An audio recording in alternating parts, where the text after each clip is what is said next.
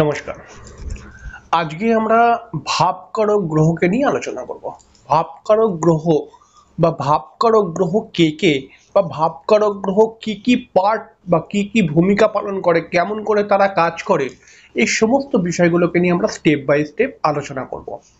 যদিও বা ভাবকারক গ্রহকে কেন্দ্র করে আলোচনাটি একটি বেসিক অ্যাস্ট্রোলজির পার্ট, যারা নতুন নতুন জ্যোতিষ শিখছে, যারা নতুন নতুন ভাবে জ্যোতিষের জ্যোতিষ শিখে নিজেকে প্রফেশনাল ভাবে নিজেকে দাঁড় করাতে চাইছে, বা যারা জ্যোতিষের প্রতি প্রচন্ড ইন্টারেস্টেড, যারা জ্যোতিষকে ভালোবাসে, তাদেরকে আমি একটাই রিকোয়েস্ট করব যে আপনারা কখনোই ভাবকারক গ্রহকে অ্যাভয়েড করবেন না। কারণ ভাবকারক গ্রহটি কিন্তু অনেক বড় ভূমিকা পালন করে। এবং ভাবকারক গ্রহ কে কে এটা তো অবশ্যই বলবো, এবং তার সঙ্গে বলবো ভাবকারক গ্রহ কেমন করে ভূমিকাটি পালন করছে। যদি আমরা বেসিকের পড়াশোনা করি, তখন আমরা দেখতে পাই যে লগ্নের ভাবকারক গ্রহ হচ্ছে রবি এবং বুধ। এছাড়াও লগ্নের ভাবকারক গ্রহ বৃহস্পতিকেও নেওয়া হয়েছে। আবার অপরদিকে যদি দেখি, সেকেন্ড হাউসের ভাবকারক গ্রহ হচ্ছে বৃহস্পতি, এবং কিছুটা শুক্রকেও দেওয়া হয়েছে। তবে বৃহস্পতি হচ্ছে প্রধান ভাবকারক গ্রহ তৃতীয় ভাবের ভাবকারক গ্রহ হলো মঙ্গল, এবং চতুর্থ ভাবের মঙ্গল এবং বুধকে দেওয়া হয়েছে কিছুটা। তাহলে পরবর্তী সময় বলছি বিষয়টা কেমন করে হচ্ছে। চতুর্থ ঘরের বা চতুর্থ হাউসের ভাবকারক গ্রহ, ফোর্থ হাউসের ভাবকারক গ্রহ হচ্ছে চন্দ্র। তো চন্দ্র তো চতুর্থ ঘরের ভাবকারক গ্রহ। তবে চন্দ্রের সঙ্গে কোনো কোনো ক্ষেত্রে আমরা শুক্রকে বা কোনো কোনো ক্ষেত্রে আমরা সব শুক্র নয়, মঙ্গলকেও কিন্তু আমরা নেব। আবার পঞ্চম ঘরের ভাবকারক গ্রহ হচ্ছে বৃহস্পতি। তবে পঞ্চম ঘরের ভাবকারক গ্রহ, প্রধান ভাবকারক গ্রহ বৃহস্পতি হলেও পঞ্চম ঘরের ভাবকারক কিন্তু কিছু কিছু ক্ষেত্রে শুক্রকেও ধরা হয়। ষষ্ঠ ঘরের ভাবকারক গ্রহ হচ্ছে মঙ্গল, সপ্তম ঘরের ভাবকারক গ্রহ হচ্ছে শুক্র, এবং এই শুক্রের জায়গায় সপ্তম ঘরের ভাবকারক গ্রহ, প্রধান ভাবকারক গ্রহ হলো শুক্র, তার সঙ্গে কোনো কোনো ক্ষেত্রে বৃহস্পতিকে জোড়া হয়। অষ্টম ঘরের ভাবকারক গ্রহ হলো অবশ্যই শনি, এবং অষ্টম ঘরের ভাবকারক গ্রহের মধ্যেও কিন্তু মাঝে মধ্যে মঙ্গলকে নেওয়া হয়। তো এই যে বলছি যে আউটসাইড থেকে নেওয়া হয়, মাঝে মধ্যে নেওয়া হয় এই গ্রহকে বা ওই গ্রহকে, এই বিষয়টা কেমন করে কাজ করছে বোঝাচ্ছি। তো নবম ঘরের ভাবকারক গ্রহ হলো বৃহস্পতি, এবং দশম ঘরের ভাবকারক গ্রহ কিন্তু অনেকগুলো। দশম ঘরের ভাবকারক গ্রহ হচ্ছে শনি, কর্মের কারক গ্রহ। দশম ঘরের ভাবকারক গ্রহ হচ্ছে রবি, রবি হলো সফলতার কারক গ্রহ। দশম ঘরের ভাবকারক গ্রহ হলো কি বুধ, বুধ হলো বুদ্ধির কারক গ্রহ। অর্থাৎ একজন মানুষ বুদ্ধি যদি ভালো হয়, তবেই কিন্তু সে কর্মের প্রতি কর্মেতে উন্নতি করতে পারবে, তাই বুধকেও ধরা হয়েছে দশম ঘরের ভাবকারক গ্রহ হিসাবে। কিন্তু কোনো কোনো ক্ষেত্রে শুক্রকেও ধরা হয়েছে এবং মঙ্গলকেও ধরা হয়েছে। তো অনেকগুলো কনফিউশন, কিন্তু প্রধান দশম ঘরের প্রধান ভাবকারক গ্রহ হলো রবি কিন্তু, ঠিক আছে। কারণ দশম ঘরের মধ্যে রবি দিগ্বল প্রাপ্ত করে, এবং দশম ঘরের ভাবকারক গ্রহ হলো রবি। তবে শনিকেও আমরা কিন্তু এখানে ঠিক সমানভাবে দেখব কিন্তু, কারণ যখনই একটা সাধারণ মানুষের কর্ম জীবন আসবে, সেই কর্মজীবনের ক্ষেত্রে শনিও কিন্তু অনেক বড় রোল প্লে করবে। অর্থাৎ তার দশম ঘরের ভাবকারক গ্রহ অনেক বড় রোল প্লে করবে। এবারে হলো 11th হাউসের ভাবকারক গ্রহ হলো বৃহস্পতি, এবং দ্বাদশ ঘরের ভাবকারক গ্রহ হলো শনি, এবং কিছু কিছু ক্ষেত্রে রাহুকেও ধরা হয়। তাহলে এটা হয়ে গেল ভাবকারক গ্রহ, কোন কোন ভাবের কোন কোন কারক গ্রহ এটা। এবারে একটি প্রশ্ন আসবে, ভাবকারক গ্রহটি আসলে কি করছে। তাহলে পারে এটাকে মাথায় রাখবেন, ভাবকারক গ্রহ যদি জন্মছকের মধ্যে ভালো প্লেসমেন্টে থাকে, ভালোভাবে থাকে, পীড়িত না হয়, বা কোনো রকম অশুভ গ্রহের দ্বারা দৃষ্ট না হয়, অশুভ ঘরে গিয়ে যদি না থাকে, তাহলে ভাবের ফলটি পেতে ভাবকারক গ্রহ যদি ভালো থাকে, তাহলে ভাবের ফলটি আপনি সুন্দর করে পাবেন। একটি উদাহরণ দিচ্ছি, ধরুন আপনার জন্মছকের সেকেন্ড হাউসটি খুবই ভালো। তাহলে খুবই ভালো হলে পারে এখানে বলা যেতে পারে যে আপনার সেকেন্ড হাউসের অধিপতি মনে করা যাক কেন্দ্রকোণে আছে, মিত্র ক্ষেত্রে আছে, শুভ গ্রহ দেখছে, তাহলে ভালো ভালো ভালো সবই। তাহলে পরে আমি এখানে ধরে নেব যে আপনার সেকেন্ড হাউসটি খুবই ভালো হওয়ার জন্য আপনি প্রচুর অর্থের মালিক হতে পারেন বা আপনার হাতে অর্থ আসবে। কিন্তু আপনার জন্মছকের মধ্যে সেকেন্ড হাউসের ভাবকারক গ্রহ বৃহস্পতি সে যদি ভালো না হয় তাহলে পারে অর্থ তো আপনার হাতে আসবে, কিন্তু দেখা যাবে যে সেই অর্থ আপনি খুব কুইকলি খরচা করে ফেলছেন। সেই অর্থ যে যতটা অর্থ আপনি পেতে পারতেন সেই পরিমাণে অর্থ পাচ্ছেন না। যদি মনে করা যাক কারোর কাছে 100 টাকা পেতেন তো সে বলছে 80 টাকা নাও, 20 টাকা পরে দেবো, বা 80 টাকা নাও, 20 টাকা মাফ করে দাও। মানে অর্থকে নিয়ে কিন্তু আপনি কিছু না কিছু প্রবলেমের মধ্যে আছেন। মানে বুঝতে পারছেন যে এখন আপনার ন্যায্য দাম 100 টাকা, আপনাকে বলছে 80 টাকা দাও, আপনি বলছেন না হবে না, হ্যাঁ এত কম করা যাবে না। কিন্তু আসলে আর্থিক উপার্জনটা যেটা হচ্ছে, আর্থিক ইনকাম যেটা হচ্ছে সেইটা কিন্তু মানে খুব স্মুথলি হচ্ছে না, কিন্তু ইনকাম হচ্ছে।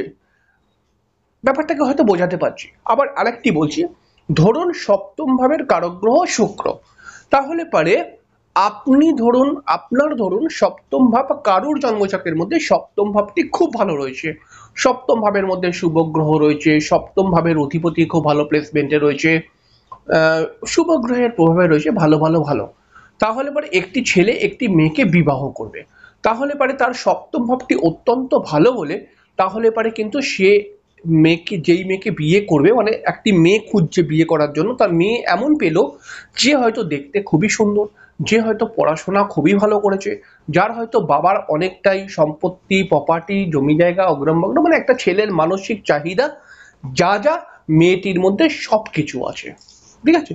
কিন্তু ওই জন্মছকে তার সপ্তম ভাবটি ভালো হবার জন্য তার স্ত্রী কেমন হবে এবার কি সেই সম্পর্কে ছেলেটির মনের মধ্যে যা ধারণা ছিল সেগুলো সবই আছে, কিন্তু তার জন্মছকের মধ্যে শুক্রটি খারাপ। শুক্রটি যদি খারাপ হয়ে যায় তাহলে যখনই সে ভালো মেয়েকে নিয়ে এসে বিয়ে করলো, বিয়ে করে ঘরে নিয়ে আসলো, তারপরেতে কিছু না কিছু প্রবলেম মেয়েটির মধ্যে থেকে তৈরি হবে। নয় মেয়েটির মাথা গরম হতে শুরু করবে, নয় মেয়েটির কোনো শারীরিক সমস্যা হতে শুরু করবে, কিছু না কিছু প্রবলেম দেবে। অর্থাৎ ভাবকারক গ্রহ ভাবের ফলটাকে সুন্দর বানায়। প্রধান কথা হচ্ছে ভাবকারক গ্রহ ভাবের ফলকে সুন্দর বানায়। এবারে আপনাকে বলা যেতে পারে আপনি একটি হ্যাপি বিবাহিত লাইফ কাটাচ্ছেন, তাহলে পরে একটি সুন্দর বিবাহিত লাইফ কাটাচ্ছেন মানে হচ্ছে কি যে আপনার বউকেও দেখতে মোটামুটি আপনার জন্য ভালো, মানে আপনি আপনার বউকে খুবই ভালোবাসেন এবং আপনি তার উপরে হ্যাপি, এবং আপনার বউয়ের কাছ থেকে যা যা আপনার আশা রয়েছে সবই পূর্ণ হয়ে যাচ্ছে, তাহলে এটাকে আমরা বলছি কিন্তু ভালো, ঠিক আছে বিবাহিত জীবনটা। কিন্তু ভাবকারক গ্রহ যদি খারাপ হয়ে যায়, ভালো হলেও আপনি বিবাহের পরে সেই মেয়েটির হঠাৎ কোনো সমস্যা চলে আসবে। আবার একটি কথা বোঝাচ্ছি, যে ধরুন আপনার দশম ভাবকারক গ্রহ রবি, আপনার জন্মছকের মধ্যে দশম ঘরটি অত্যন্ত ভালো প্রভাবে রয়েছে, দশম ঘরের অধিপতি তো অন্তত কেউ হবে, সে খুব ভালো জায়গায় রয়েছে, দশম ঘরের মধ্যে শুভ গ্রহের দৃষ্টি আছে, বা দশম ঘরটি ভালো ভালো ভালো ইত্যাদি ভালো হবে। তাহলে পারে আপনি এখন কাজ খুঁজছেন, এবার কাজ খোঁজার সময় আপনি ধরুন ইন্টারভিউ দিয়েছেন, আপনাকে একটি কোম্পানি হয়তো তামিলনাড়ু থেকে ডাকলো, ঠিক আছে, যে হ্যাঁ তুমি ইন্টারভিউতে সিলেক্ট হয়ে গেছো, তুমি চলে আসো আমাদের কোম্পানিতে, তোমার জব আমরা রেডি করছি, তুমি এখানে এসে জব করো। আপনাকে যথেষ্ট ভালো স্যালারি দেবে, যথেষ্ট ভালো কোম্পানি, যথেষ্ট ভালো কোম্পানি, এবং সেখানে গ্রোথ হবার অনেকটা সম্ভাবনা আছে। এবারে আপনার দশম ভাবটি ভালো বলে আপনি কিন্তু তামিলনাড়ুতে চলে গেলেন, কিন্তু আপনার ভাবকারক গ্রহ রবিটি খারাপ, বা আপনার ভাবকারক গ্রহ শনিটি খারাপ, শনি হচ্ছে কর্মের কারক গ্রহ, শনি খারাপ। তাহলে ওখানে গিয়ে যখনই কাজ করতে শুরু করবেন, ওখানকার অ্যাটমসফিয়ার, ওখানকার আবহাওয়া, ওখানকার পরিস্থিতি আপনার কাজের জন্য সুটেবল হবে না। তখন কি হলো, কাজ তো আপনি পেয়েছেন খুবই ভালো, লোকে শুনেছে খুবই ভালো কোম্পানিতে চাকরি পেয়ে গেছেন, কিন্তু আসলে আপনি কাজ করতে পারছেন না, ওখানে কত কাজ করতে গেলে অসুবিধা হচ্ছে এটা আপনি বুঝতে পারছেন, বা আপনাকে মানে আপনি কাউকে হয়তো বোঝাতে পারছেন না কিন্তু বুঝতে পারছেন। আসলে ভাবকারক গ্রহের কাজ হচ্ছে ভাবের ফলটি আমি সুন্দরভাবে যাতে পাই। এবারে আমরা বললাম যে তৃতীয় ভাবকারক গ্রহ হলো মঙ্গল, তবে তৃতীয় ভাব থেকে আমরা অনেকগুলো বিষয় বিচার করি, তবে সেক্ষেত্রে তৃতীয় ভাব থেকে যখন আমরা কমিউনিকেশন বিচার করব তখন কিন্তু আমরা বুধকে দেখব, কারণ বুধ হচ্ছে কমিউনিকেশনের কারক গ্রহ। তাহলে যোগাযোগের যখন ব্যাপারটা তৃতীয় ঘর থেকে দেখব, তো তখন আমরা বুধকে দেখব, তখন কিন্তু আমরা মঙ্গলকে আর দেখব না। আবার ধরুন চতুর্থ ঘর মানে সুখ, সুখের কারক গ্রহ হলো চন্দ্র, কিন্তু চতুর্থ ঘর থেকে আমরা গৃহ বা বাড়িও বিচার করি। যখন আমরা গৃহ বা বাড়ি বিচার করব তখন কিন্তু আমরা মঙ্গলকে দেখব। আবার যখন আমরা ফ্ল্যাট বিচার করব তখন আমরা শুক্রকে দেখব। যখন আমরা বিলাসবহুল গাড়ি বিচার করব তখন আমরা শুক্র ভাবকারক গ্রহ হয়ে গেল। আবার যখন আমরা নর্মাল কোনো মানে ওই ভাড়া খাটে না এমন গাড়ি, তো ওই রকম গাড়িকে দেখব, তখন ওটা শনি হয়ে গেল। ধরুন একটা লোক প্রশ্ন করছে যে আমি একটা ছোটা হাতি মানে ছোট গাড়িগুলো হয় না ছোটা হাতি, তো ছোটা হাতি কিনে আমি ভাড়া খাটাতে যাই, তো আমি কি পারবো? অবশ্যই তার ফোর্থ হাউসকে দেখবেন, কিন্তু যেহেতু মাল বহনকারী গাড়ির কারক গ্রহ শনি, তাহলে ওই জন্মছকের মধ্যে শনির প্লেসমেন্টটাও দেখতে হবে। আবার ধরুন কেউ বিবাহ করবে, তাহলে বিবাহ করার জন্য আপনি কিন্তু তার জন্মছকের মধ্যে শুক্র গ্রহটাকে অবশ্যই দেখবেন, কারণ শুক্র ওই জন্মছকের মধ্যে বিবাহের কারক গ্রহ। ওই জন্মছকের এবার মেয়েদের ক্ষেত্রে ওটা মঙ্গল কিন্তু হয়ে যাবে, তাহলে মঙ্গলকে দেখবেন মেয়েদের ক্ষেত্রে, ছেলেদের ক্ষেত্রে শুক্রকে দেখবেন, কিন্তু তার সঙ্গে বৃহস্পতিকেও দেখবেন, কারণ একজন যখন আরেকজনের সঙ্গে বিয়ে করে তারা দুজন কিন্তু মানে যে বিয়ে করছে, বিয়ে করে কোনো মহিলা যদি কোনো ছেলের সঙ্গে বিয়ে করে নেয় তাহলে পারে কিন্তু সেই মহিলাটি একটি অ্যাটমসফিয়ার থেকে অন্য অ্যাটমসফিয়ারে চলে যাচ্ছে, অন্য আবহাওয়ায় যাচ্ছে, অন্য পরিবেশে অন্য সমাজে সে যাচ্ছে। সেই সমাজটাকে সে কি মেনে নিতে পারবে? সে কি ওই আবহাওয়াটাকে মেনে নিতে পারবে? বিভিন্ন বিষয় তার সামনে আসবে, সে কি মেনে নিতে পারবে? তার জন্য দরকার অ্যাডজাস্টমেন্ট। অ্যাডজাস্টমেন্টের কারক গ্রহ বৃহস্পতি। তাহলে পারে একটি মেয়ের জন্মছকের মধ্যে বৃহস্পতি যদি ভালো না হয় তাহলে সেই মেয়েটি কিন্তু অন্য জায়গায় বিয়ে হলেও অ্যাডজাস্ট করতে পারবে না খুব সহজে। আবার ধরুন দশম ঘরের কারক গ্রহ হলো দশম ঘর নিয়ে বলেছিলাম, অষ্টম ঘর, অষ্টম ঘরের কারক গ্রহ হলো শনি, কারণ অষ্টম ঘর থেকে আমরা মৃত্যু বিচার করি বা বিভিন্ন যাবতীয় বাধা বিঘ্ন বিচার করি। তাহলে অষ্টম ঘর থেকে যখন আমরা মৃত্যু বিচার করছি, যাবতীয় বাধা বিঘ্ন বিচার করছি, তখন অষ্টম ভাব, অষ্টম ভাবের অধিপতি, অষ্টম ভাবের মধ্যে কে দৃষ্টি দিয়েছে এগুলো দেখে তো আমরা অষ্টম ভাব বিচার করব, কিন্তু তার সঙ্গে সঙ্গে আমরা শনিকেও দেখব। শনি যদি জন্মছকের মধ্যে ভালো থাকে তাহলে অষ্টম ভাবকে শনি কিন্তু রক্ষা করতে পারবে।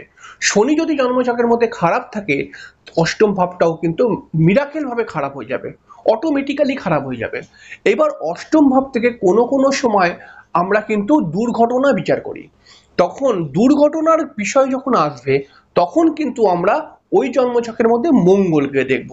মানে আমি অষ্টম, আমাকে ধরুন কেউ এসে দেখেছে, বলছি মানে কেউ এসছে আমার কাছে বলছে যে আমার ছেলের কি দুর্ঘটনা হতে পারে, তাহলে আমি প্রথমে দেখব যে অষ্টম ভাবটি কি পজিশনে হয়ে রয়েছে, তারপরে আমি দেখব কি তার দশা অন্তর্দশা কি চলছে। আমি দশা অন্তর্দশা নিয়ে ভিডিও করব, এখানটা খুব বিষয়টাকে জানতে হবে যে দশাটা কিভাবে কাজ করছে।